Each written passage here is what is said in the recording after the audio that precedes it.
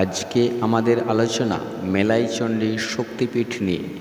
পশ্চিমবঙ্গের হাওড়া জেলায় উলবেড়িয়া মহকুমায় আমতাতে অবস্থিত মেলাইচণ্ডী মন্দির হল একটি হিন্দু মন্দির যা দেবী সতীর উপাসনার উদ্দেশ্যে নিবেদিত। পবিত্র স্থানটি দামোদর নামক নদীর পূর্ব তীরে দাঁড়িয়ে আছে এবং হিন্দু ধর্মের শক্তি সম্প্রদায়ের ভক্তদের জন্য 51টি শক্তিপীঠের মধ্যে একটি। সেই হিসাবে অত্যন্ত তাৎপর্য বহন করে।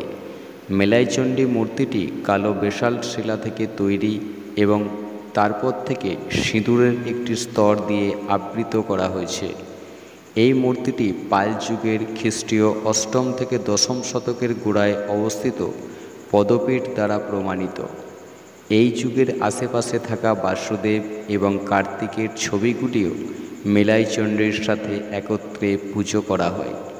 প্রতি বছর এপ্রিল মে মাসে বৈশাখী পূর্ণিমার জাঁকজমকপূর্ণ উৎসব পালিত হয়। এছাড়াও দুর্গাপূজা এবং মাঘী পূর্ণিমার সপ্তমী দোল উৎসব মহা ধুমধাম করে পালিত হয়।